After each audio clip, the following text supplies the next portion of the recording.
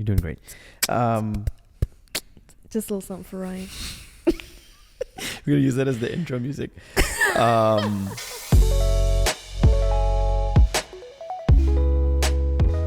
Hello and welcome, everybody. Welcome back to The Creatives. I'll be your host, Ramsey. Today, I'm joined by Deena Alsaweer, who is a director, screenwriter, and actor. That's a lot of hats to fill. And this is episode 15 of The Creatives. Today, we're going to dive into who Deena is as a person, some of the accomplishments that she's had along her journey. Deena is an award-winning film director. She recently won the Digi 60 Ottawa Film Festival for her latest short film called Dead and Alive, which I'm very excited to hear about because the story is pretty intriguing. But before we dive in, I just want to say thanks for joining us again on another episode. And thank you to our sponsors, Midnight Hour Studios, for giving us the space to record these episodes for you. And they're giving you actually 25% off your first booking in the studio. So it's a centrally located studio. It's pretty much a blank canvas studio space where you can come in here, you can record, you can do photo shoots, you can do whatever your creative mind would like to do. And all those details will be down in the description box below. And then a shout out to Pano Media for powering the production. All the tools that we are using to create this podcast are, production tools from Pano Media that we're using. So thank you, Pano Media. That's a little bit of a self high five because Pano Media is the company that I run. But without further ado, Deena, hi. Hi. Thank you for being here. Thank you for having me. Yeah, this is a little bit. It's always weird when I go from like talking to the camera to talking to the person because that's okay. You gotta like think about all the people. I don't know. When you look at a camera, do you think about who's receiving it, or are you just focused on the performance? That's a really good question. Yeah. I think I'm. It's like I'm talking to myself in a mirror. Interesting. That's how I see it. Cool. It's a good way. That makes sense. Yeah, no, that does make sense. It's a good way to not overthink it because it is kind of a window into, I don't know, it's potentially millions of people could see what you did. Mm-hmm. But we're going to dive into that today because you seem like a very interesting person based on the some of the work that you've accomplished. And it's not often you see someone who directs and acts and screenwrites because those three are in each of their own category very challenging things. So I think it's cool, and I want to see how those three maybe tie together. So before we dive into that, Deena, can you tell us a little bit about you, your origin story? How did you end up in Ottawa, and where did you kind of like Marvel, like comic book style, like flashback origin story? Like where did you begin? Like you want a Marvel style origin story? Yeah. In the desert islands of the Kingdom of Bahrain. It's not expected. That's what you asked No, for. I like I delivered. Yeah. No, I lie. It was the dramatic pause through. Well, I had to get into character. Yeah. No, sorry. Carry on. I won't interrupt. Okay. No, it's okay. So, I'm originally from a small country called the Kingdom of Bahrain. And my family fairly recently decided to move back to Canada. We used to live here when I was a lot younger. Okay. And they decided to move back, and I was kind of on my filmmaking journey. So I only recently joined them. So I was trying to make a go of it in Bahrain. I did my master's in the States, and that was the last couple of years, and then now I'm here. Were you born here? I was not. Okay, so you're born in Bahrain. You came here, you went back, you came here again? Yeah. Just a couple times? Yes. Can relate to that. Ping-ponging around. Yeah, ping-ponging around. I ping-ponged around from like UK to here, back to UK, back to here. So really? Yeah, like twice. Same thing. Yeah. How does that feel? It was difficult. Like it was weird because when you're so young, like everything kind of feels blurry in a way. Like you don't really know what's going on. You're just like, oh cool. What are emotions? I don't know what's going on. You're just like, oh cool, I'm in London. Now I'm in Canada. Cool, now I'm in London. Now literally. I'm in Canada. Yeah, it was weird. But what Bahrain? Okay, so I speak Arabic, and Bahrain, does that mean like two beaches or two oceans? Because like Bahar is one ocean. Literally, Bahrain is two. Is there beautiful beaches in there and at all? Like, what's it like over there? Bahrain is I think unique. Okay. I think a lot of it is, when I say it's small, it genuinely is tiny. Like you can get from the west to east side in like, I won't say half an hour, barring traffic. I did not know it was that small. Yeah. Wow. So that has its pros and cons. I love that about Bahrain because it's a really beautiful sense of community. Okay. And a lot of people, kind of visit Bahrain for a little bit. And I can't tell you how many people visit Bahrain and just end up moving there. Really? Just because it is genuinely warm and welcoming and all of that. It has like that small town vibe. Small town vibe, like in your heart. Yeah. But not when you go outside and you go places. Like there are some like beautiful places to see there, I think. Is it, I don't know, I just think of like Dubai and Saudi Arabia. Is it developed to that point, like commercially, like where they have like giant skyscrapers and, like busy metropolitan area? Like, is it like that? So it is a business hub. Okay. But I wouldn't say skyscrapers. Okay. We do have beautiful buildings. Like some of the architects in Bahrain go off. That's awesome. So good for them. So unique structures and like, I think so, yeah. That is really cool. So then what was it like in the film industry on the other end of the world? Was it prominent, or was it kind of like a bit of a hidden community, or what's it like? Or what was it like? You mean back there? Back in Bahrain, like what was the film industry like over there, if any, I guess? Just like the island. Okay. Kind of small. Yeah. So I actually started in content creation. Okay. So I had this like pseudonym that I kind of still go by, Deena Pro. And I just started making short little videos. The first video I ever made was like 15 seconds for social media. Sweet. But that was like a music video. So it was full from like start to finish, and you felt like you were watching a full video. So my experience in Bahrain is mostly like videography, content creation, things like that. And I don't know if you know this, but I went to business school. So I worked in the corporate world for like a little bit before I said, you know what, let me move up from content creation and kind of go into this ginormous, scary world of film production. If you've ever been on set, it's kind of petrifying. Yeah, there's a lot of pieces. A lot of moving pieces. A lot of pressure, a lot of moving people. pieces. That's cool. So were you passionate about just, I guess, like visual storytelling and film when you were younger, or did it come later in life? Yeah. Later? And I'm really... Or no, oh, from the when beginning. I was younger, yeah. And I'm really excited to say this on camera. You look with me. Do it. What are you going to say?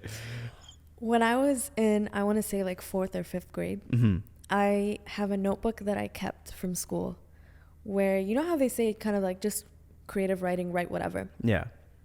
I said, and I have this, and I love that I kept it. I don't know why, but the universe. And it said, I want to be a movie director because I love writing, but as a director, I can bring my writing to life. I was like, how old are you when you're in 5th grade? 5th grade, like, you got to be like 9 or 10. Something like that. Pretty young. Yeah. So the seed was there. Yeah. And I kind of only came back to it as an adult, which is kind of crazy, but that's a cool, like, full circle moment. Yep. What was it back then about film? Was it because of the writing and you wanted to bring your written work to life, and you thought that's pretty forward thinking of you to even consider film directing in the 5th grade? In 5th grade, I don't even remember, like, if someone asks you what you want to be when you're older, you're just like, I don't know, happy, alive, like whatever. Oh, that's a really good answer. Yeah. Though. Yeah. Maybe if I had said I want to be a happy movie director, I would have been one by now. I'm only one of those things. No, but it seems like you have a chair with your name on it, so yeah, that means you made it in my books at least. That's nice. Thanks. Yeah. So as a film director, like, what can you tell us about some of your recent projects or some projects that you want to talk about that you've directed? Yes. Before that, can we go back to when I was a kid thing? Absolutely, yeah. Real quick. No rush. So, when you play a video game and you get to make your own character? That was my favorite part of a video game. Like, I would never play the whole thing. I would play like 1-2 levels. Yeah. And I would just get all these games and make all these characters. And like, in a way, I'm creating like the Deena multiverse. That's really cool. So you never actually played the game. You just made... I mean, I did, but I didn't really care. But you were focused on making the characters. Yeah. I just wanted the storyline, the plot. So then when you were growing up, like, would you express this kind of like interest to your parents, to your friends? Like, how was it received from people outside of you? Cute. Yeah. Cute. Cool. I don't believe you. Great. Yeah, that's nice. Have fun. Yeah. So it was only until I quit my job and I moved to the States to get my master's in film where everyone was like, oh, it wasn't just cute. Like, you're for real. So what does a master's in film even entail? Like, do you study old film work and like... That's part of it. Analyze? Okay. Yeah, it's a lot of it is analyzing. Mm-hmm. Because, you know, you have all these ideas and everyone around you is creative, but it is important to learn from the creatives that came before you, mm-hmm. to learn what to do, what not to do, how like this thing exists, because film's been around for over 100 years now. Mm-hmm. Most of the things that you're thinking of have been made. So it's just a matter of how can you make them a little bit differently, and not just different to be different, but different in a way that is personal to you.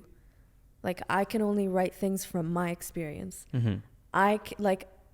Now someone might do this, but I can write a screenplay about a character who loves to create their characters in video games. Only I can think of that because I live that. Yeah. But now someone might steal that, but that's okay with me. Yeah. It's what is it? Imitation is the highest form of flattery. Yeah.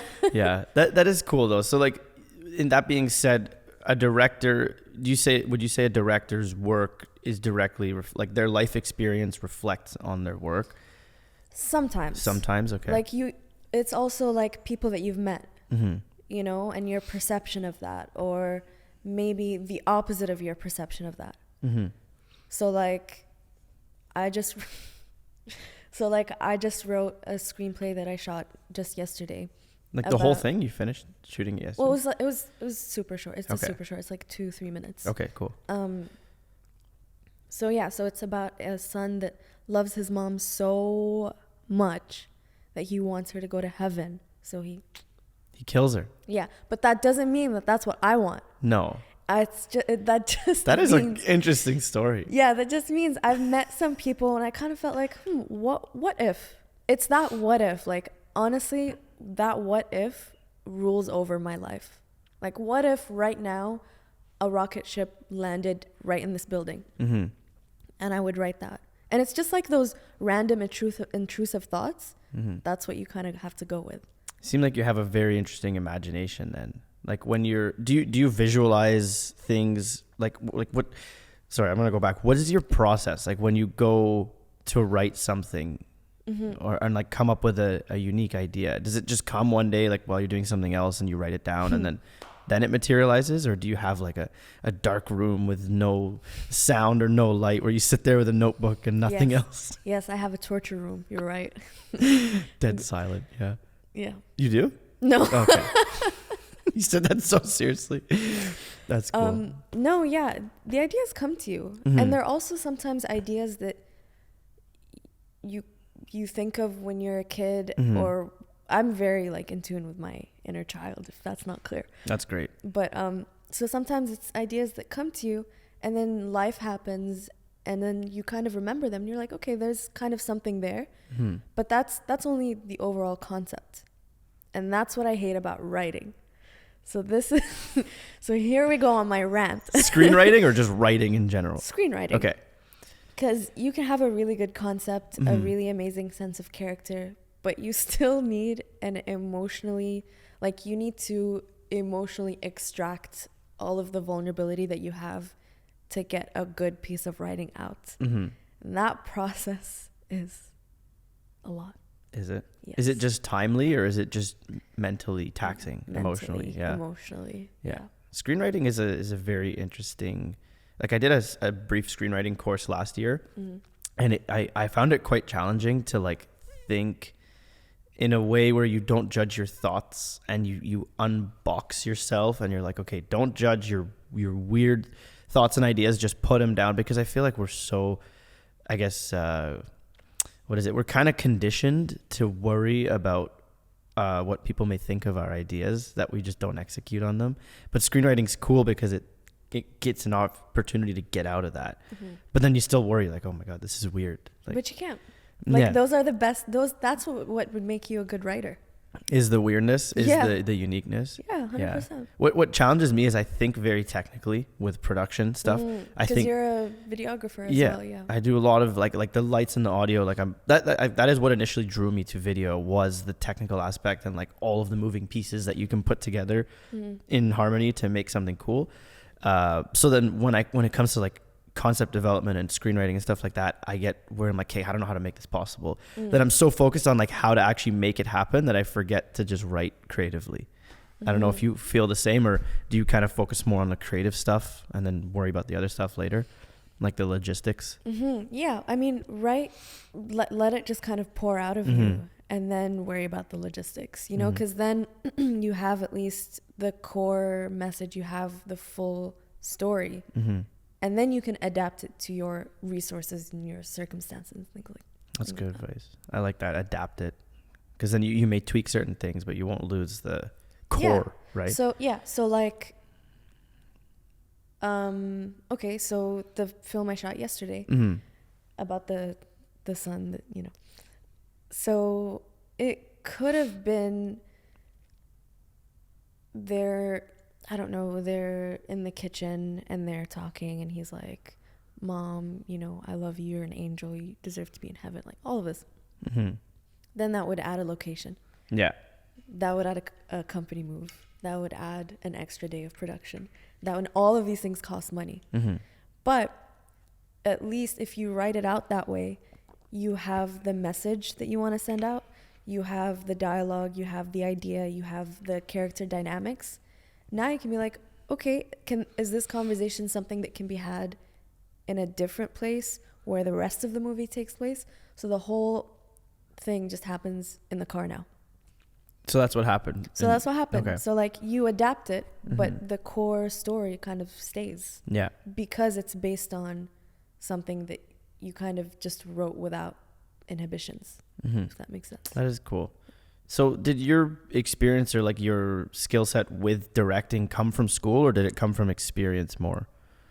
So film school kind of shocked me because I got into directing because I love working with people. Okay. Like I love working with actors and getting those performances. Like because I'm in tune with my like inner child, I find that it's a little bit easier to kind of connect with them on a natural level. Like, okay, you want to get to this emotion.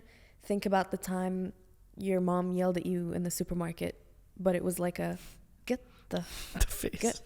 So accurate, right? Flared nostrils, like you're get tell you back into the car, like that vibe. So where was I even going with this?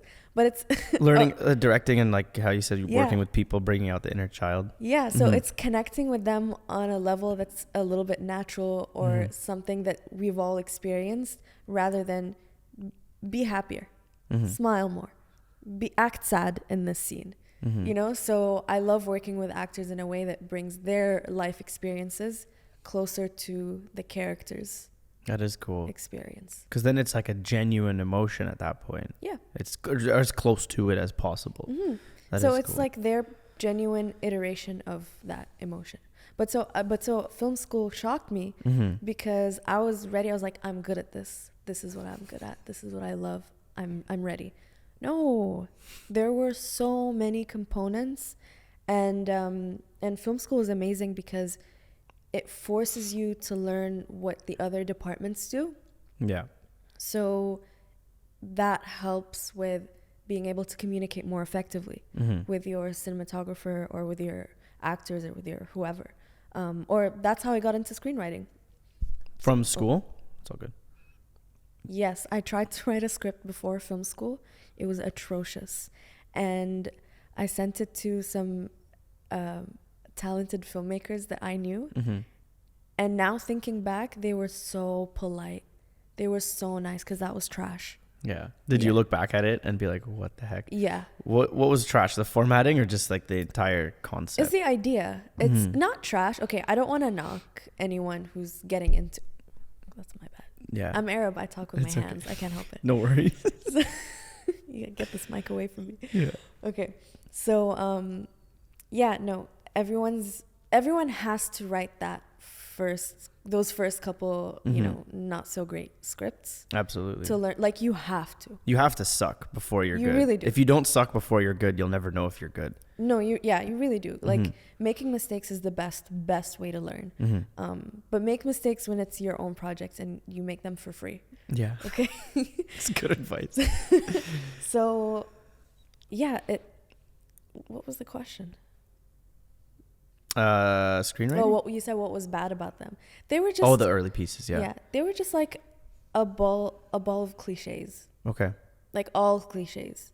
Like, everyone, and I just tweeted about this like 2 days ago. Everyone, for some reason, I don't know how, and this is universal. Their first screenplay, character, whatever, like let's say Ramzi, wakes up, hits the alarm, wakes up, brushes their teeth. All starts with a wake up. All starts with a wake up, and then I'm gonna go look back at my first screenplay and see if I started with a wake up. And then a narration. Life is hard. Sometimes. Wait, hold on. You ever feel like this life can be more than you ever thought it could be? But life is hard. And today is no different. See, I just had a breakup, and it's always a breakup. It's either wake up or break up. That's oh my God, that rhymes. Wake up or break up. Yeah. This is Deena's guide to amateur screenwriting.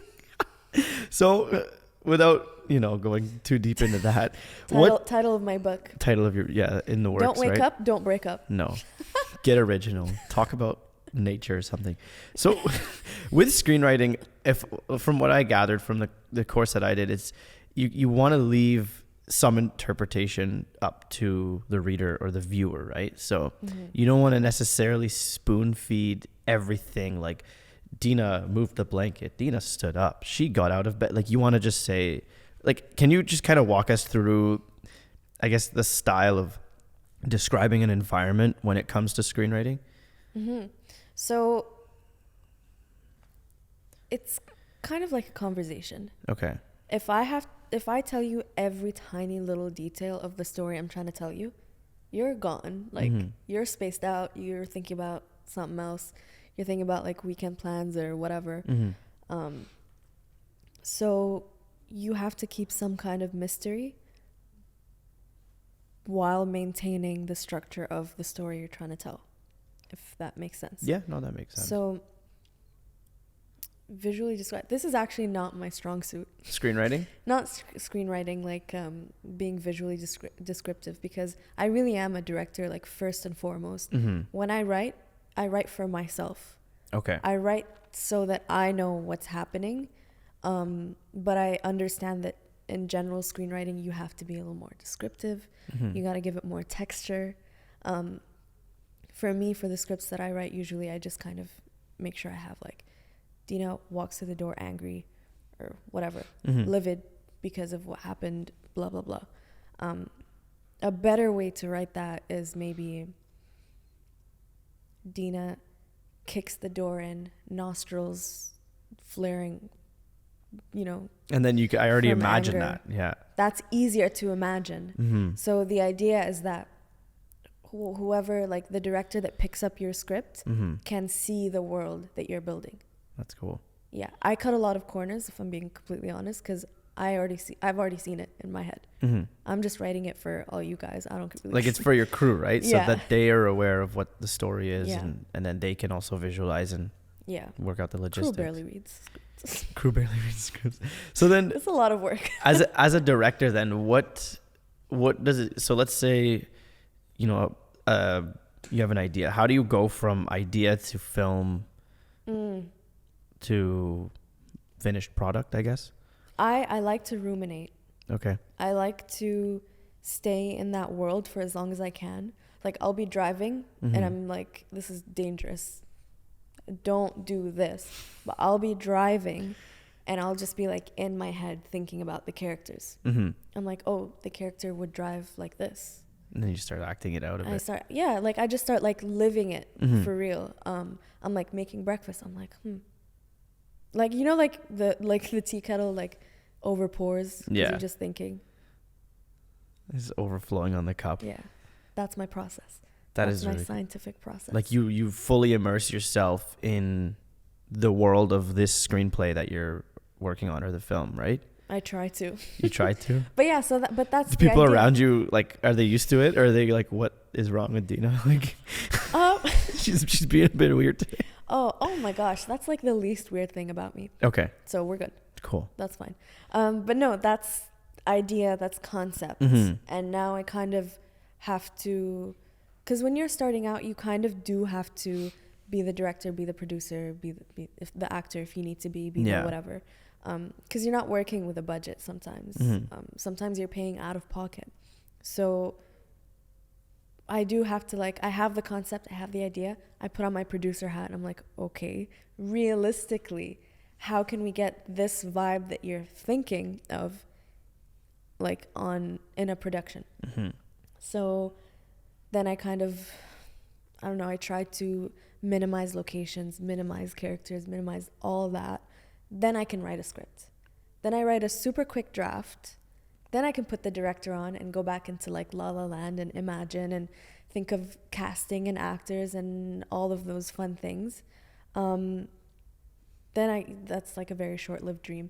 Then I go back to looking for a crew that can actually make it happen. And then they will probably tell me all the things that I need to change in the script to make it feasible, to be able to actually film it. And then that's kind of like just going back and forth, fixing up the script a little bit here and there, to adapting it to the circumstances. And then you get cracking.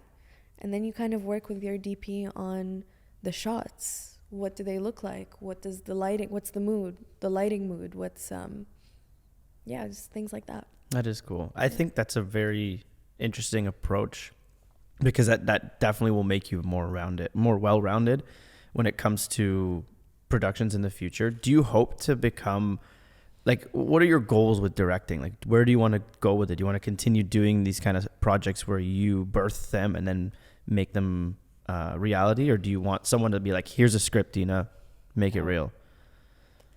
Yeah, I don't care about my scripts. Okay.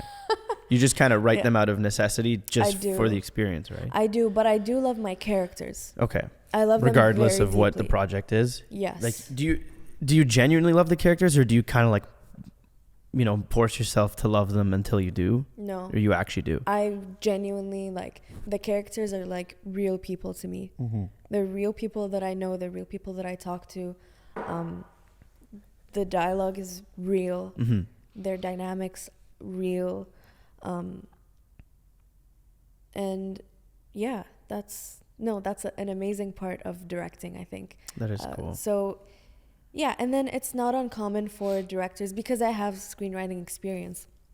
That helps me a lot, because it's not uncommon for directors to take a script and, a script that they're directing and kind of tweak it a little bit here and there, because now it's technically it's out of the screenwriter's hands, and it's up to the director. Because there's a trust element as well. So it's up to the director to build that world. And what I see or what the director sees are the mechanics, the moving parts, and all of that. So character dynamics become a little more clear. And then adapting to the circumstances, again, from a director's point of view, from a producer's point of view. So I think if I got the most insane script that doesn't fit my personality at all, you will still see my personality. And I've done that before, which is shocking to see. So yeah, so other people will be shook. So they'll be like, we just gave you the saddest, most, I don't know, dehumanizing whatever script, and you turned it into a rom-com. Are they offended, or are they kind of like, it's just how did you do that? Yeah, it's just interesting, because it's also something that I wanted to see, like, how much power does a director have? Yeah. So when you watch a movie and you're like, oh, I love this screenwriter, and you're like, I didn't really mesh with that. It's the director at that point, most likely. Is that why the director is always the one who is glorified? And not glorified, but it's their name, like, that everyone sees. No one looks, who's the okay, I guess. Or who's the producer? No one looks at who the producers are, unless you're in the industry and you're like, who's the cinematographer on this? I love the way they put it together. But most people are like, directed by so-and-so's name. Yeah, because it's their voice. It's like a singer. Yeah. You know, like you like Rihanna's music when she puts something out, if she ever puts something new out. Yeah, Rihanna. Gosh. Yeah. She totally watches this podcast. You never know. Yeah. We're manifesting. Yes. So, yeah, you buy her album expecting that Rihanna vibe. Right. You know, you buy someone else's feature or you don't buy albums, I guess, anymore. But, you know, you listen, you look forward to hearing a song because, I don't know, K-Tronada is a feature on it. And you're like, oh, I like that vibe. I'm interested to see. So it's kind of that thing. Same idea with the director. It's the vibe and the emotion. And 100%. that is 100%. cool. So I want to touch on some of the recent films, more so Dead and Alive, because that's kind of a recent one that you won an award for at the Digi 60, which is an Ottawa Film Festival. It's the only one in Ottawa, right? Like it's Ottawa's annual film festival. Well, we have the IFO, International Film Festival, Ottawa. Okay. We have the Ottawa Black Film Festival. We have, sorry, I don't mean to like. No, that's fine. I'm a film industry noob in a way. Like okay. Like I've been on a few production sets. I've been a second AC. I've been a drone operator. I've been a grip. Where were you yesterday? We needed you. You could have called me. I don't know. Yeah. So I'm aware of the format of how film industry work, or like film sets work, but my goal was to always take film techniques and then implement those in the video production space. So for lighting, for audio, for camera, just all of the techniques of cinema, which I fell in love with, the way people or the way cinematographers approach an image, like a video. And I apply that on a regular basis with a little bit higher output in the video production space. And I believe it's worked. It's been working because people do appreciate that kind of look, but also with a faster turnaround and just delivering messages. But when it comes to like the film industry with film festivals and like big name directors, I don't really know too much about it. But so you're saying there's a couple festivals in Ottawa. But back to what you were saying, that makes your work so much more elevated. Like if you know the big technical concepts and you're able to like compress them into like a video, that's money. Yeah. Good job. Thank you. Yeah. It's cool. I mean, awesome. it's materialized in this podcast. That's amazing. Yeah. With the help of people too. Like there's been people have guided the production to tweak it. I've been worked with Ryan, our editor, who's helped me be like, go try this, move the camera. Stephen Lauren has been a huge kind of guide and wisdom to the audio side of this podcast. Stephen's awesome. So you've worked with Stephen, right? I have. Yeah. And he'll also surprise you. I haven't seen his podcast, but I'm sure like he's done like so many odd jobs here and there. He's awesome. I'll be like, I won't be surprised if I go to like, I don't know, the Czech Republic and you're a rock star there. You know, like he just has lives. Yeah, Stephen's wisdom has been a huge help in this podcast over the years because I've picked his brain about many things and he's been super nice. So thank you, Stephen. Love that. Thank you, Stephen. Yeah. But I was just saying, so this podcast materialized out of, kind of passion for production and experimenting and then networking and meeting people and content creation and having, there's many like reasons why I created this podcast, but it's like all of those seem to not even matter because I'm just focused on the individual conversations. And what I'm enjoying about it is we're exploring creativity and I'm exploring some production stuff just through conversations. And it's like terrifying in a way. Like before podcasts, I'm nervous, like genuinely. Really? Most people come, they're like, I didn't sleep last night. I was nervous about the podcast. I'm like, me neither. Sometimes me neither. Like, so. Did you sleep yesterday? I did. Yeah. So you're not nervous to talk to me. Oh, got it. No, I didn't sleep. I had trouble falling asleep. You had nightmares. Nightmares of rocket ships coming into landing in the house. See, that would be your vibe as a director. Yeah. Like, that would be a nightmare. For me, it's more like I was thinking more like a Space Jam rocket ship. Okay, so like Looney Tunes fall out of it. Nice. Yeah. No, but I have played the director role a few times. Really? On like interview productions and corporate video. I do a lot of commercial video production. So that director role and also every other film crew member role. Mhm. You know, you're filling in all the hats. So you have to. but I think it'd be interesting to like actually direct a screenplay. That's one thing I've never done. It's been more so commercial video, like I said, not really, I guess, story. What is it called? Narrative? Is that what it's called? Yep, narrative. Okay. I think you would make a great director. Mm-hmm. I think with your experience of lighting and cinematography and all that, and editing and Mm-hmm. honestly everything, I think, and you have a very personable personality and you know how to carry a conversation very, very well. That's it. That's You it. could be a director tomorrow. Yeah. You just need a script. I do need a script. Does anyone have a script? Let's make it real. So, okay, back to Dead and Alive, which was the film that you won an award for late last year. Can you tell us about the film? How did it come to be, and how did you win an award for it, and how did I don't know how I won the award. No. Mm-mm. It was good. It must have been good. I guess. Saw the trailer. I can't. The film is still a secret, I guess. Did I not send you the link? No, that's okay. I'm sorry. I saw the trailer. The story's intriguing, and I will watch it once I can. I'll send it to you. But can you tell us about the film? Yeah, absolutely. Mhm. So, okay, first off, shout out to the Digi 60 Filmmakers Film Festival because it's amazing. It's such a powerful support system for filmmakers. Okay.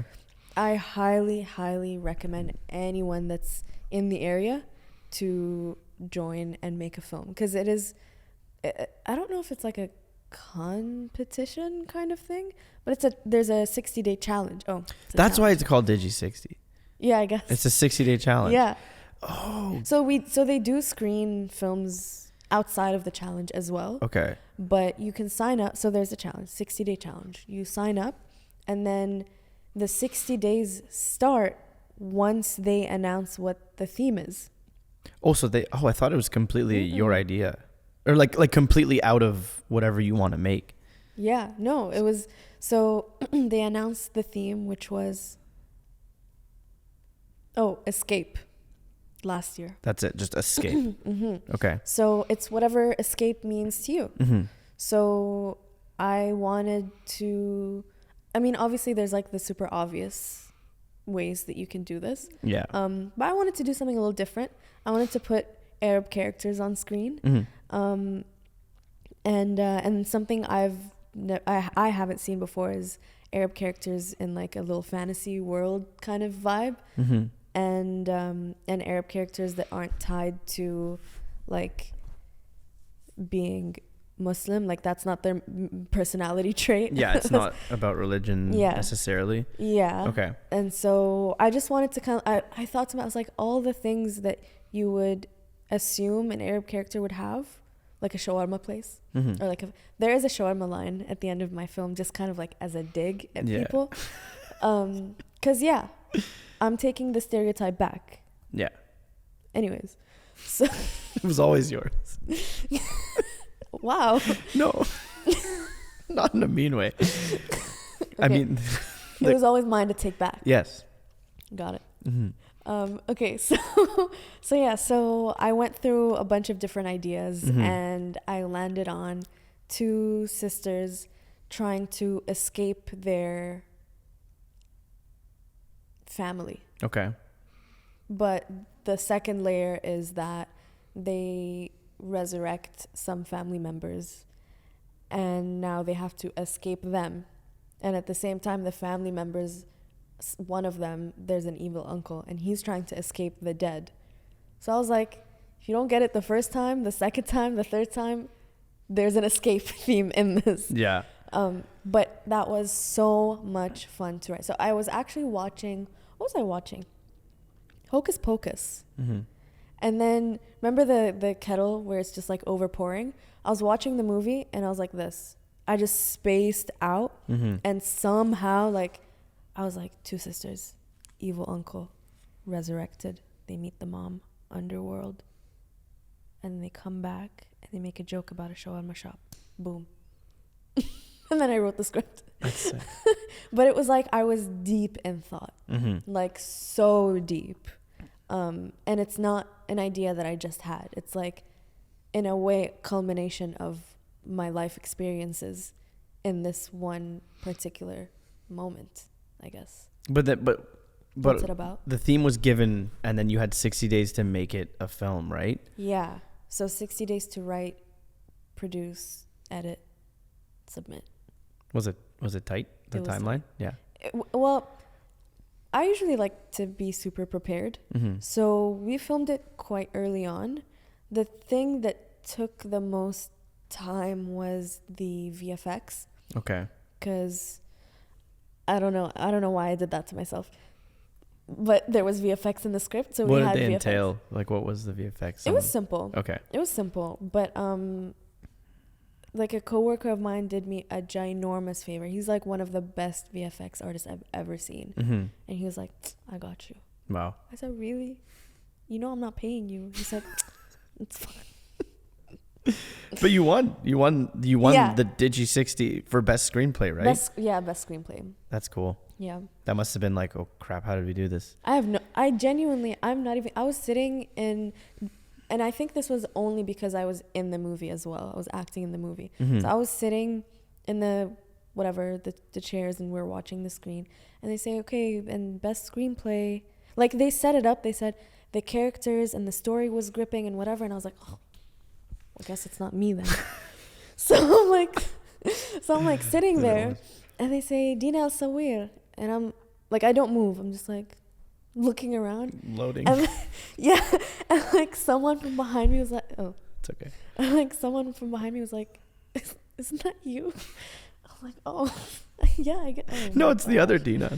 Yeah, I guess. So I'm like, what? Like, I'm genuinely looking around, Mm-hmm. and all the my friends were sitting around, kind of, and they were just like, yes, can you please, Deena, just get up, go take the oars. I was like, Mm-hmm. okay, I guess. So I walk up, I'm dead at, like, can you cuss on this? Yeah. Well, dead ass. That's not a cuss. Ass. Sorry, mama. So dead ass, I'm walking to get my award, Mm-hmm. and the words fly out of my mouth. There's no thoughts at this point. I'm just like, are you sure? And like the person's like, yes, we're sure, please, like, come on. So yeah. What a speech.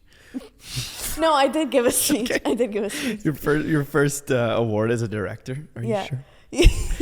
Like, I win an Oscar. I'm like, Are you sure? can someone come take their Oscar? Because this is awkward. Yeah. No, it's yours. One day when you win an Oscar, I'll be watching TV and you'll be like, "Are you sure?" I'll be in the audience. Yes, it was always yours. That's hilarious. That's really cool. So has that, birthed more projects and opportunities from that? Yeah, I procrastinate a lot. So As most people do. as most creatives do. Mm-hmm. And I say this quote all the time. People are Mhm. sick of it. Phoebe Waller-Bridge says that like 90% of writing is procrastinating.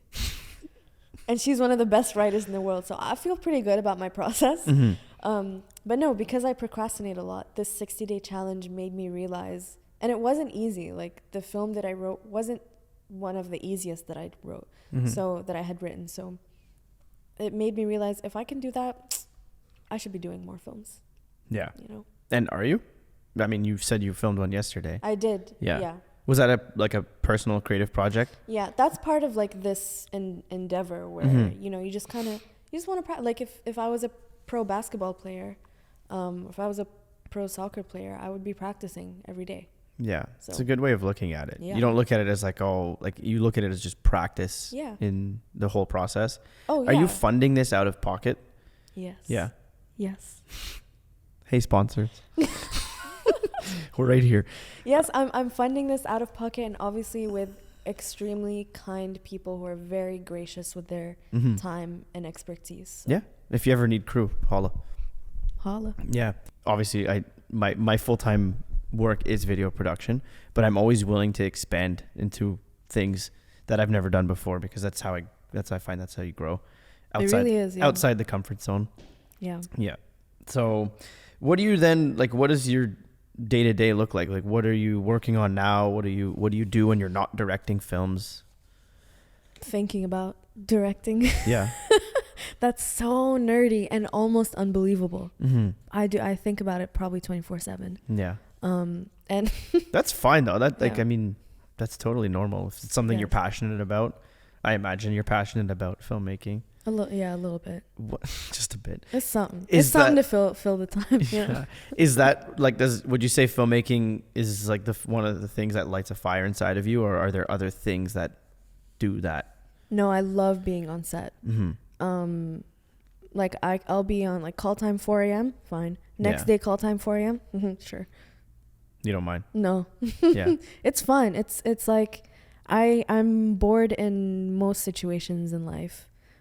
I don't know. No offense to No, that's whoever I spend my time with. it's no. I mean, so then like you just have unlimited energy for. It's crazy. Yeah. It's crazy. Like That it is could be cool. the most boring set in the whole world, Mhm. and I will love being there. I'll eat that up. Yeah. Sets are very fun. I find they feel like summer camp in a way. Ooh, Where like that's a everyone's good. Yeah. like everyone's just kind of there and we're all just hanging out, sometimes in a small space, sometimes in a really cold space or really hot, and it's like that like kind of community aspect of we're all in this together. This Yeah. sucks, but we're all here together. Yeah. Or this is great and we're all here together. Yeah, That it it- usually sucks. Mhm. It's not sucks in a way like you hate it, but Mhm. it's just hard, like physically and all Yeah. that stuff. Yeah, you know, your 12 hours of moving heavy stuff around. I mean, have you done other roles as on set Oh yeah, beyond just directing? I've been a grip. Nice. I showed up in a fur coat because it was cold. Everyone's like, "Who?" The fanciest Everyone grip. was like, "Where's the grip?" I'm like, "I'm right here." Like full face of makeup, Yeah. like fur coat. They said, "No." How did it go? It was good. Yeah. It was good. I'm small, but I'm strong. Yeah. Yeah. Gripping's fun.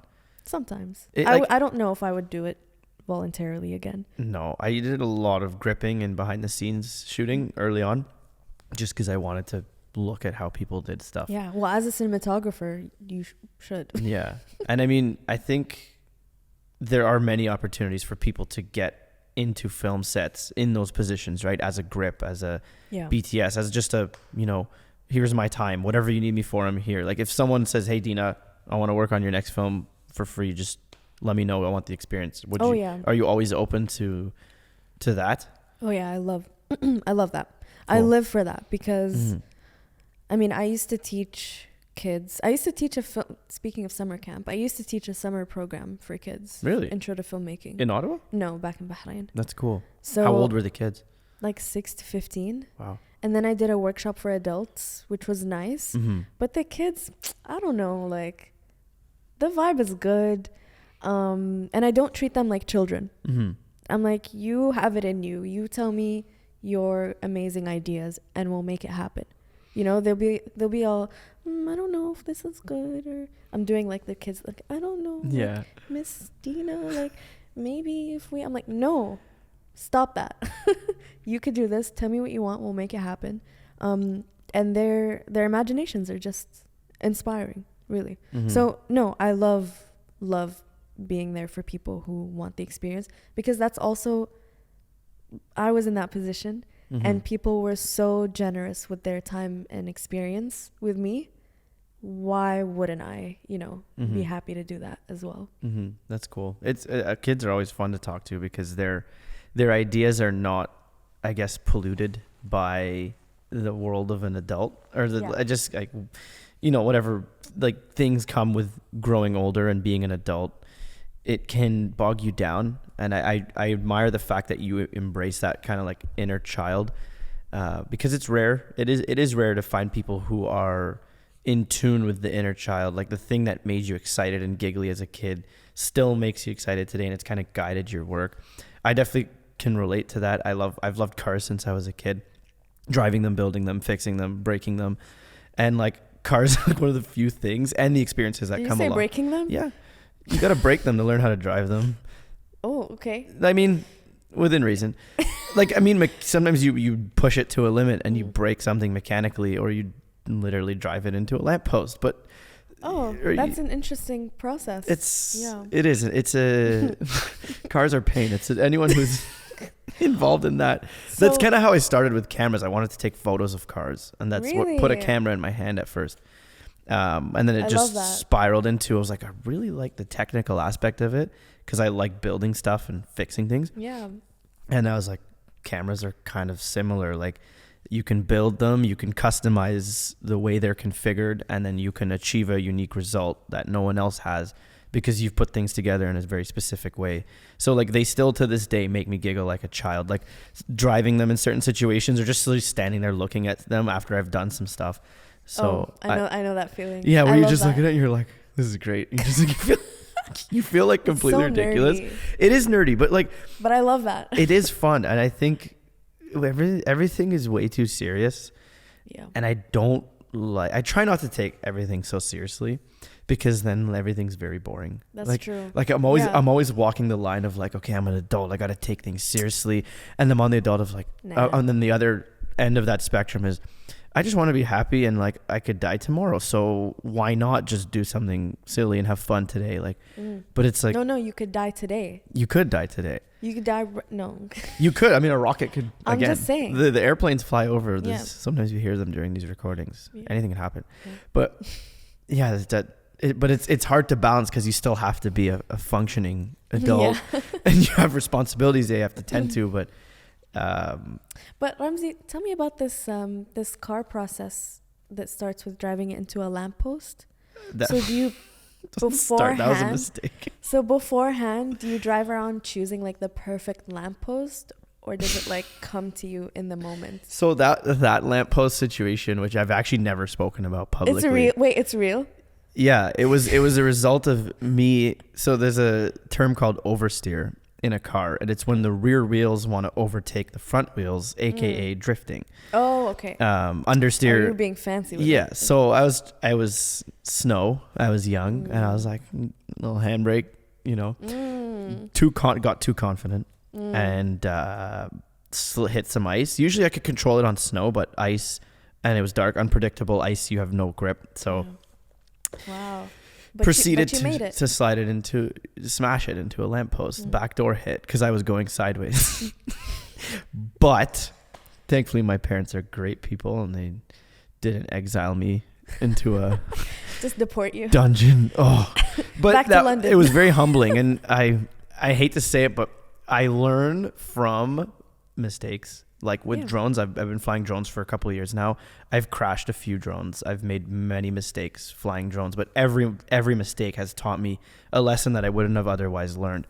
So same with cars. I do high performance driving. I like to drive on racetracks and do some competition. So where you're either racing against the clock or you're racing against other cars. And I find those environments, where you push yourself physically as a driver, and then you also push the machine that you're operating to its limits, and you sometimes break stuff. And like that process is fun because you just you're like, what's going to happen? Let's find out. Yeah. Let's go as fast as we can and see what happens. Your fate is literally in the hands of this machine. Nice. And that's... Well, if you're a professional, which clearly sounds like you are. I'd like to think I'm just saying that for legal purposes. Absolutely. Yeah. Driven on a closed course, filmed on a closed course. Everything I've ever done in a car has been 100% legal. Yeah. Nice. Yeah. Awkward wink. I got you. So yeah, that passion for mechanical things and finding limits has literally overflowed to a point where I didn't even imagine possible with video production, with the tools, with the processes, with the scale of things and the people that I'm working with. And it's cool how one thing can lend itself to another. And yeah, that's the lamppost. Yeah. No. You got that. I know I've never spoken about that publicly. Seriously. Yeah. It didn't actually happen. It was a joke. That was really good. That's a really good imagination. I fell for it. That's how we save it. Deena, what would you say is the most important thing you've learned so far along your journey making films and, embracing this kind of free-spirited approach? Can you say that again? What's the most important lesson that you've learned so far along your journey?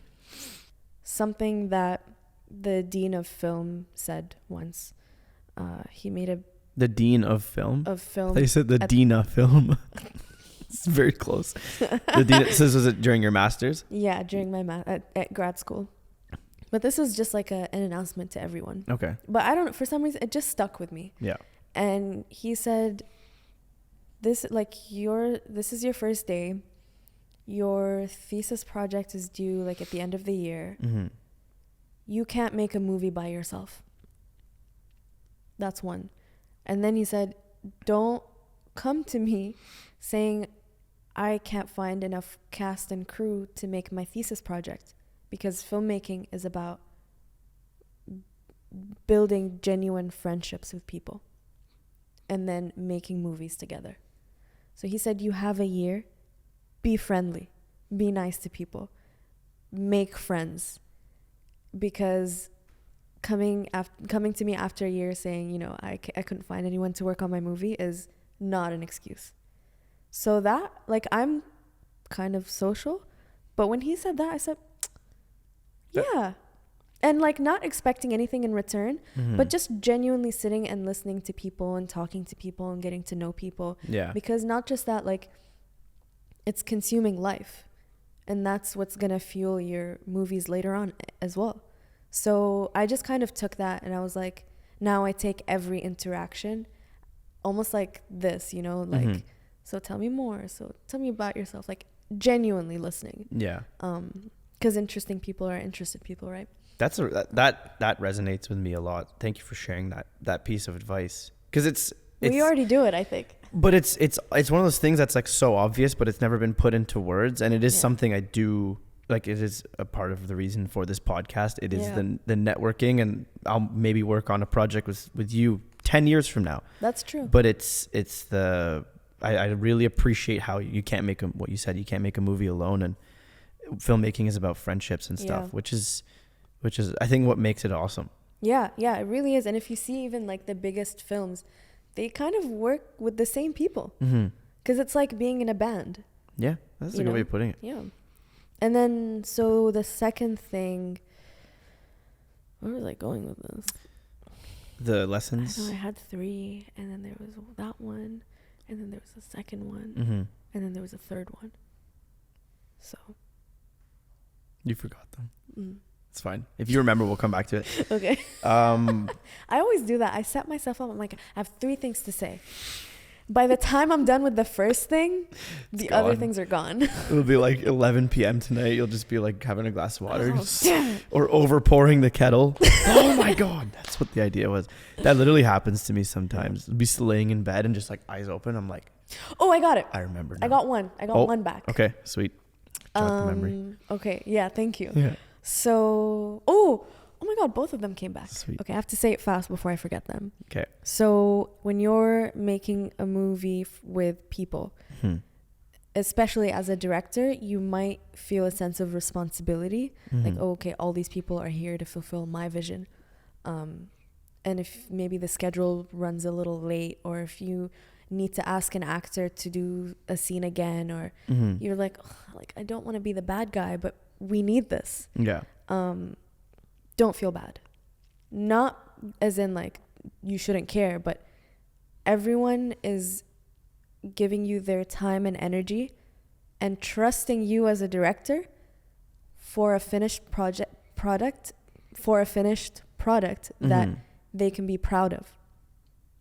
Because it is part of their work too. Like, they contributed. Exactly. Yeah. So it might feel really bad in the moment, but push through, get what you need, and they will surely thank you for it later. They're not even going to remember how annoying you were for that 6 take. Not that you should. Don't do lots of takes. Definitely. Unless you have to. Unless you absolutely have to. So that's one. And then the last one is kind of tied into that.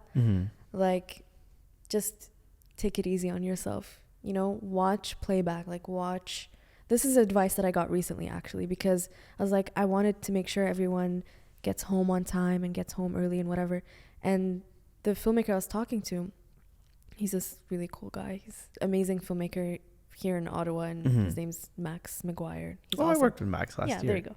He's cool. He's really cool. So I was telling him, I was like, I just wanted to, well, he was giving me feedback on Dead and Alive, right?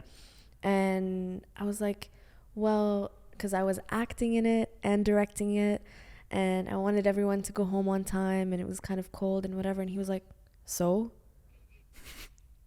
And I was like, huh? And he's like, so because if you take a couple extra minutes to watch your shots back and perfect them, you'll be happier. The movie will be happier. Everyone will be happy to have a much better product.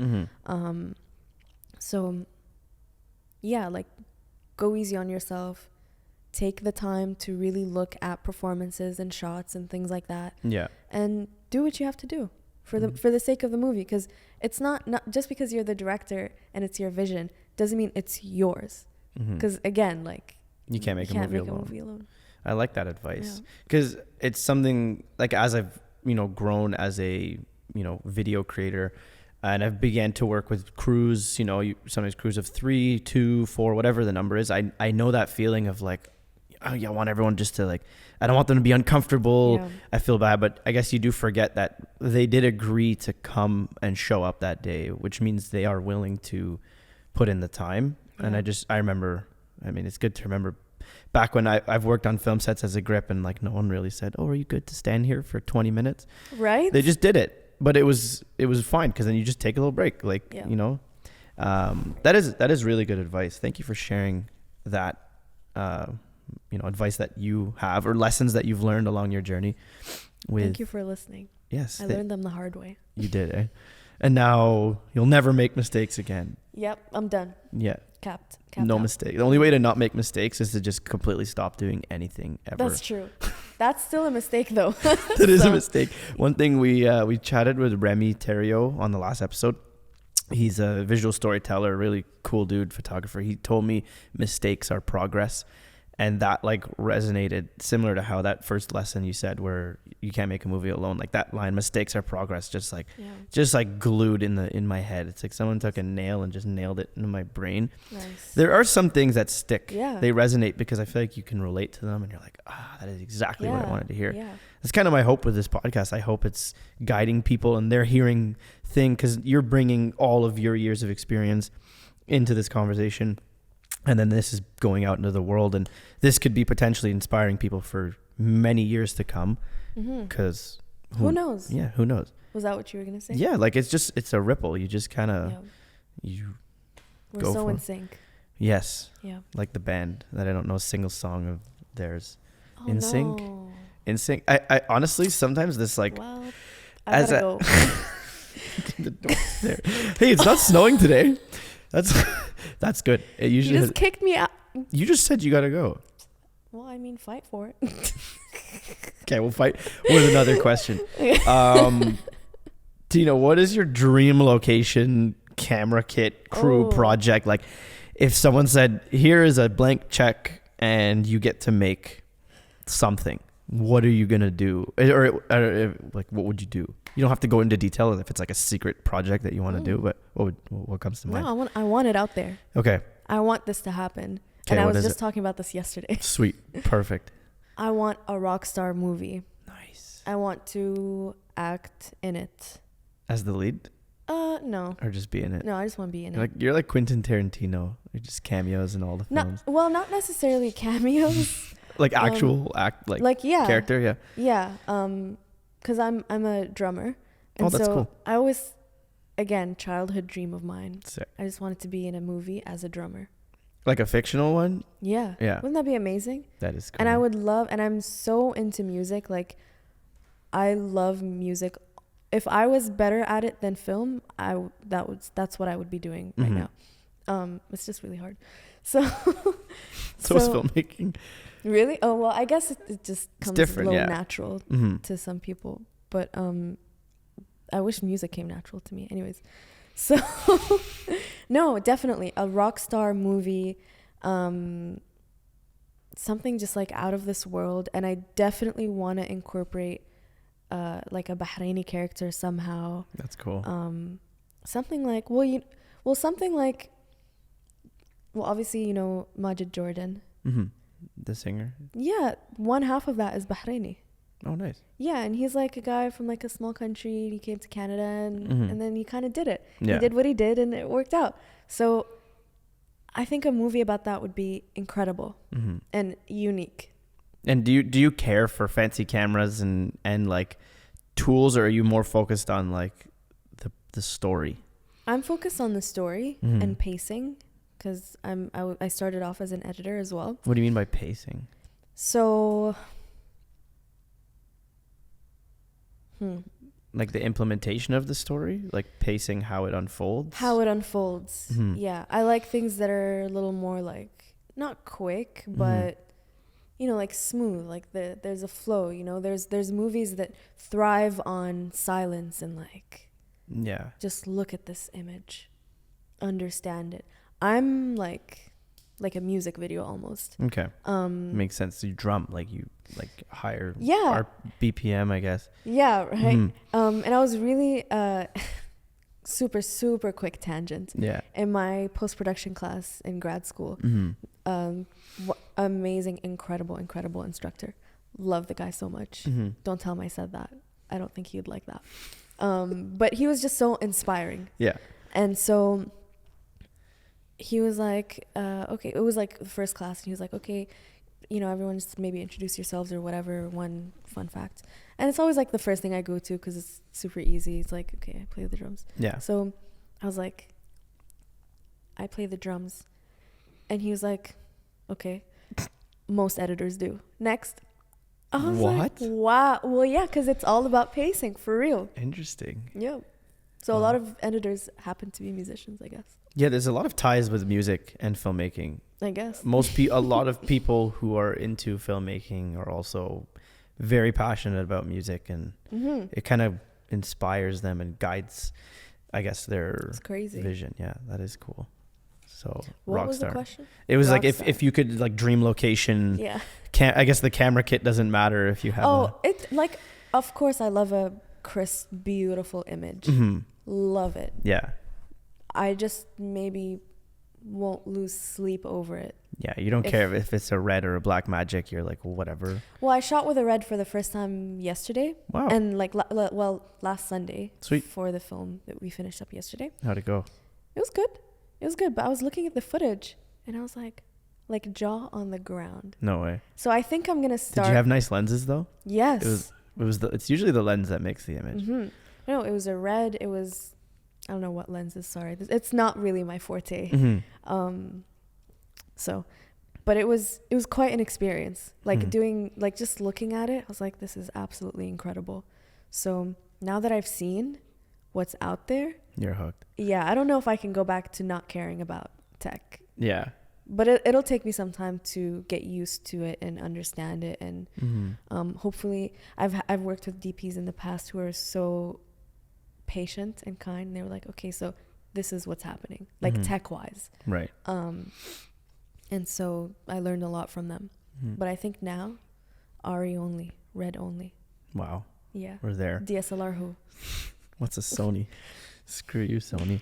I feel that. I felt it's easy to get kind of caught up in the, I guess, fantasy about the camera being the reason you're going to get the image, but it's like not true. Yeah, although it's the story. It is the story, but I still, as a nerd, as you said, you know, being... No, I meant that in a good way, because I'm nerdy.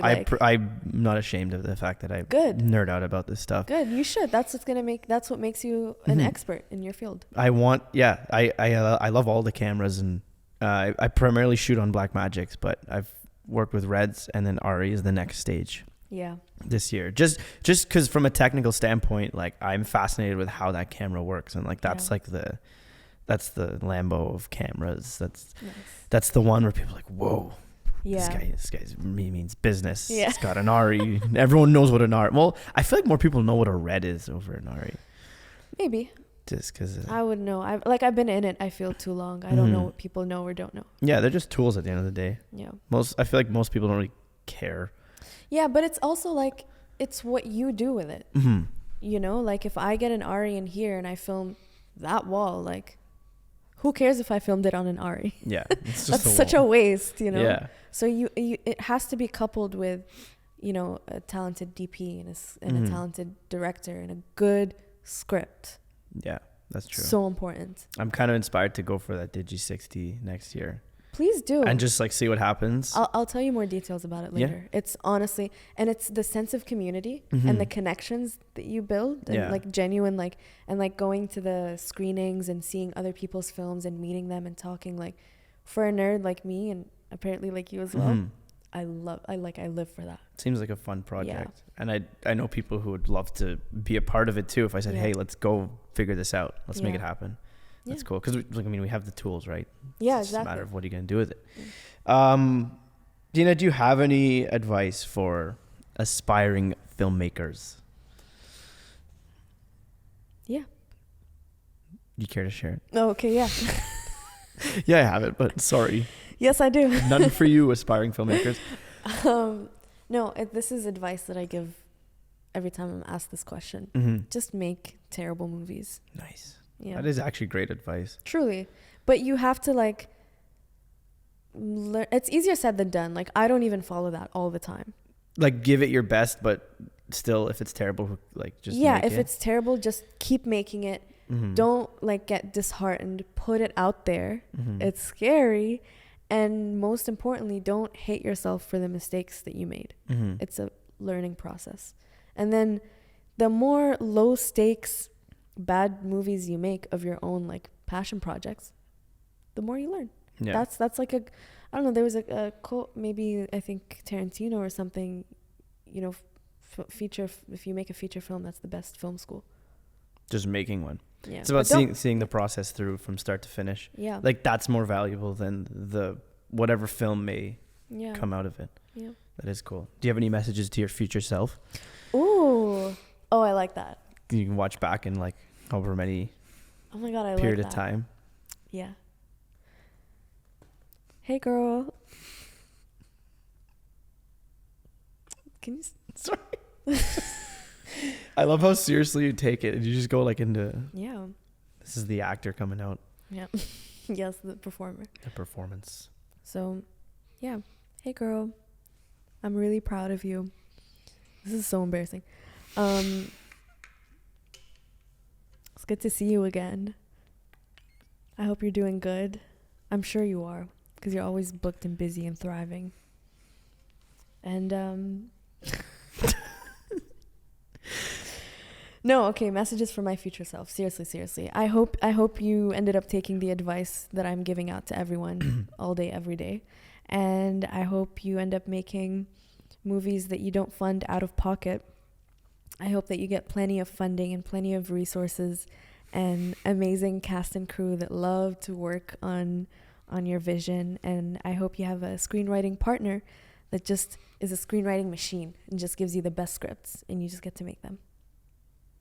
Bye. Signed, Deena. Yeah. That's great. I honestly wasn't expecting like an actual, because usually it's like message to future self, keep killing it. Or I thought it was just going to be like a brief, like 3-word, love is hard. Life is hard. Waking up. Waking up is hard. Breaking up is hard. That is the start. That's great. I hope one day you look back on this and laugh at least. But also have accomplished and have your screenwriting machine that's not a computer and an actual human. Yeah. Oh, it might be an AI. It could be AI. No, but I don't want that. I like the human element for sure. The human element's good because it is imperfect. It makes mistakes. Yeah. Not me though. No. Mm-mm. Just never. Not you. Never. We're done. We've made our last mistake. That's it. Which is just doing anything ever again. Yeah. Just completely stop here. I'm just gonna sit on this couch forever. Not moving. Sorry, Nick and Jen. Deena, how do you see, we're gonna kind of wrap up soon, but the industry like of filmmaking, how do you see it evolving now that there's a lot of tech advancements and, you know, maybe more people wanting to enter? Like, how do you see the industry evolving and where do you see yourself in it? I have a very strong opinion on that. Maybe not the industry, but types of movies. Okay.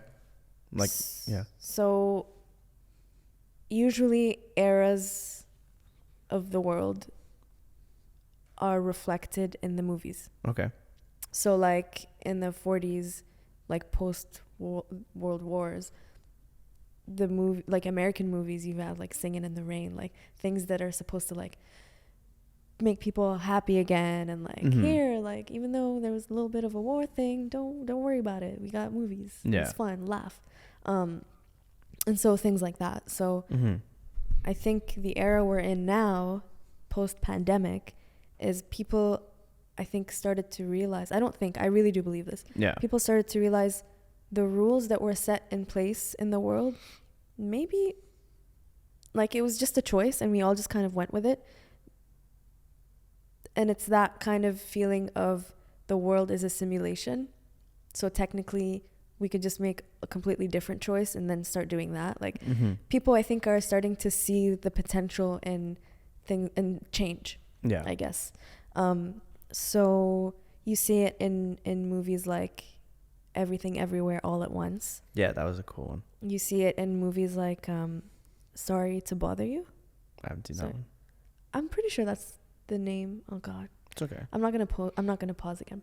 No, these are like recent movies though, right? Kind of, yeah. Mhm. I'll send them to you later. Mhm. But they're like a comment on the world that we live in. It's almost what's the word? Not surreal. It's gosh, there's a word for it. But anyways, Everything Everywhere All at Once, like it considers, parallel universes, Mm-hmm. which I think we were all like, oh, like there could have been a parallel universe where you don't have to go into the office to work. Yeah. Because apparently the world can still work Yeah. if you get on your laptop and look at Outlook at home, or if you do that in an office. So I think movies are starting to reflect that like they're really commenting on the status quo. So it's also seen in things like there's a show called Upload. Okay. So it's about when you die, your personality and your looks get uploaded into a hologram kind of thing. Mm-hmm. And that version of you only lives in like a retirement home kind of situation, like a resort, Yeah, like virtually. virtually, Mm-hmm. but only for the people who can afford it. Interesting. And then there's a type of upload that's for people with less money, but it's like every time you wanna eat every time you wanna burp, Mm-hmm. you have to pay a certain amount of money, Wow. like from your living a family members. Cool concept. So, but it's an exaggerated version of, if I want water, Mm-hmm. sustenance, I have to go pay for it. Like it's a comment on that. It's like On society. yeah, it's like, what if we just kind of rewrote Mm-hmm. all the things that someone wrote like decades ago and we just kind of stuck with it? I think we're in a good place to like change it up a little bit. Yeah. So I think that's where the movies are going, Mm-hmm. in that direction. I mean, like Doctor Strange. Is it Doctor Strange? The Marvel one. Yeah, I'm Yeah. not super into Marvel, but it's things like that, I think. Mm-hmm. You have the Spider-Man multiverse. Like that's what people want to see. Yeah. People want to see the what ifs. 'Cause in it's a- fun. Yeah, in a realistic way. Yeah. I feel some people believe that movies are, and this is like touching conspiracy land, where they're made to desensitize you to what's to come. Yeah.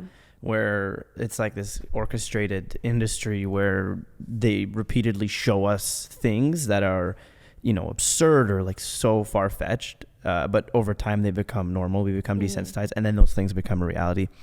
But it could also be the opposite, where it is just the reality being reflected back through the films. Like it's stuff Yeah. that's already happening, and then it's exaggerated and reflected back to Yeah. us.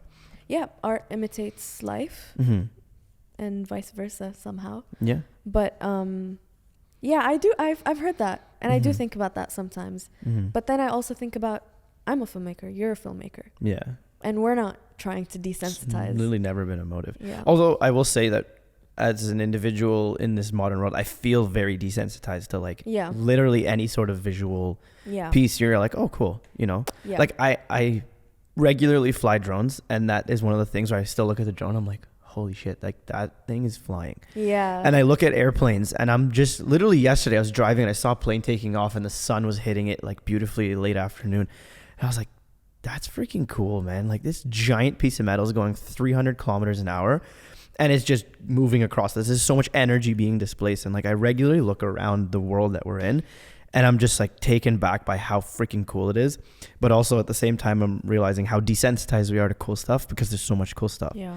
So that's a filmmaker brain. Just like noticing frames. Yeah. Look at the way the light is hitting that person. Yeah. And I do that too. I'm the annoying person. Like when I'm out, I'm like, oh, just everyone's like paying the bill, getting ready to leave. I'm like, wait, mental snapshot, leave. Yeah. Yeah. Same. You need that. That's good. Like it is fun. That literally like the that's same. like that and people look challenge. at you like, what? Like, yeah, I'm who like, cares? oh, the way this light's hitting you right now looks so freaking cool. And they're like, Yeah, who cares? sorry, what? I wasn't even like the people's brain are not even close to there. Yeah, That's but fun, that's good. though. That's that childlike wonder, right? And curiosity. Yeah, I love light is one thing that fascinates me truly. Oh, that's my weakness. Is what like curating. Yeah, like light. I don't understand how it works. It's still it's a never-ending onion is how I like to look at it, where the layers you peel a layer and there's then just 15,000 more layers beneath it. Yeah, that's the analogy or metaphor, whatever. The never-ending onion. I like that a lot, actually. Because you're like, oh, sick. I like, for example, this set. I'm like, okay, sick. I know how to do like a 3-point lighting setup and you know, sprinkle some stuff in the background. But then I'm like, oh, but wait, there's more. Or you work with someone and they do something a little bit differently, and you're like, oh, I didn't even think of that. Nice. And like that just continues happening. That's that because it's a collaborative effort, filmmaking. Yeah, I like that. that's cool. Well, but title of our next script, The Never-Ending Onion. Oh my goodness. That's cool. I like that. Yeah. Yeah, We're still in. I never even thought to make that a script. The Never-Ending Onion. It's something I've mentioned many times on this podcast. Really? Of the Never-Ending Onion. Stephen Lord mentioned one, the freight train of compromise, which I found pretty funny. Oh, that's He's like, that's it's very like, accurate. He's like, when it comes to production or anything, he's like, you can compromise one thing, but then the more things you compromise, the faster the train is going. That's true. And then at one point, if you compromise too much, the freight train is unstoppable, and That's then true. it's just a mess. I found that one pretty funny. The Never-Ending Onion, though, is coming soon to a theater near you. Deena, thanks. That was a fun conversation. I very much enjoyed learning about your perspective and your approach to things. And I appreciate the fact that you embody that childish spirit or childlike spirit in what you do, because it's cool. It's exciting. And it reminds me to not be so serious about everything, even though, you know, there's a million things you can let yourself get bogged down by, or you can just choose to be like, whatever. It's external to me. Screw it. Move on. Do something fun. So thank you. Thank you for coming. Thanks for your time. Before we wrap up, I want to ask a couple rapid fire questions. Oh. Just for fun. Okay, hold on. Rapid fire questions? Yeah. Okay. I'm ready. Are you ready? Yeah. Okay. How rapid? No, I'm ready. When I say rapid, I mean like just quick response. Like you don't have to answer within a second, but no, I could do it. Short response. Okay. Sunrise or sunset? Sunrise. Okay. Would you rather watch a movie with bad audio or bad video?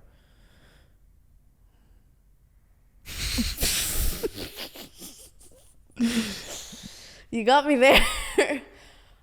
Bad. Sorry, guys. Bad audio. Really? Yeah. Interesting. I feel like most people would say the other, bad video. Really? No. That's okay. If you had to pick one, directing, screenwriting, acting, which one? Directing. Okay. No hesitation. No hesitation. What is your guilty pleasure? Something you spend too much money on or indulge in, like, you know, that you're like not necessarily super proud of, but you do it anyway. Like $20 coffees from Starbucks or. Oh no. $20 coffees. I don't know. So that's an exaggeration. Have you ever been to a Starbucks? Okay, more like 8, which is still too much for it coffee, is, by the way. Yeah. Oh my gosh, guilty pleasure. These are not rapid fire. Ramsey. Are these too deep? Like, yeah, they're deep. Okay, sorry. This is what keeps me up at night. Maybe. Like the type of paper you print your script on, is it like super nice? No, but that's good. Keep giving me ideas. Like, I don't know. I'd say my guilty pleasure is cars, spending way too much money on things I don't necessarily need but want. Yeah. Mm-hmm. Okay, I guess props. Cool. I get carried away and I'll buy props for a movie we'll never use. Like, I'm like, but you might. We might. Yeah, exactly. Like, I'll roll up on set. I'm like, I know we set the script like weeks ago, but I got 5 props. Can we include these? Like, I don't know how or why, but no, I know why, but I don't know how. Yeah. Let's try. Okay. That's cool. Rarely That's a fun does one. it work out. And then you just have like a room of props in your house that is just like the films that never got made. Yeah. And then last one, who is your favorite filmmaker? Pass. Okay. I don't have a favorite. Me neither. Yeah, I can't do it. It's not Deena? It's me for sure. You're the favorite filmmaker. Yeah. Is that It's Deena with a lot more funding. That's Cool. my fave. Oh, wow. No. It's Deena. Because at the core, she doesn't need money. But it would be cool if someone said, here's $1 million, go make a movie. Yeah. I don't know if I would need if I had $1 million, I would make like 10 movies. That's a very good way of looking at it. Yeah. You don't need to make one big one. You don't need $1 million. No. You just need friends. Yeah, that's true. The $1 million is the friends you made along the way. Absolutely. Yeah. You can't quantify friendship. It is not financially quantifiable, if you will. True. But yeah. So on that note, we'll end it here. Thank you very much. No, I do want to say this was absolutely wonderful. It was lovely speaking with you. Thank you. I almost can't believe that we just met an hour ago. And thank you. Yeah. And I look forward to hopefully maybe working with you in the future or seeing more of your stuff. And Absolutely. I'm glad we did this. Thank Likewise. Thank you. Thank you for being here. Thank you for listening and watching. I hope you gained some insight into the mind and world of Deena Alsaweer, who traveled across oceans to be here right now. To be here on this podcast. Yeah. One thing I will say, and this is something I think about often, is every single thing in your life has led up to this point right now. So every decision you've ever made has brought you to this set, to this podcast. And it's just, I feel like that's kind of a reminder to like stay focused and be present in the world and not get, that's something I have to literally explicitly remind myself because I forget all the time. I think like 14 steps ahead and then I'm like, wait, no, come back. Yeah, that's normal. But thank you. I'm glad that all the decisions you've made in your life have led you to this podcast. And I hope that you gain some value from it. And we're going to keep making these because these are fun to make. We're meeting some really, really cool people in the Ottawa area. And all of Deena's information will be down in the description below. You can reach out to us through Instagram, through email, and we'd be happy to chat if you want to be on the show, if you want to submit questions, feedback, whatever it is, if you just want to chat. We also have a Discord community, which is linked down below, where we just chat, open dialogue, whatever you want to talk about or share. It's a fun place to chat. Thank you to Midnight Hour Studios for this beautiful space, which we've been very much enjoying recording in. Thank you to our editor, Ryan, and thank you for watching. We'll see you on episode 16, which is the next episode. Have a good one. Oh, stay creative.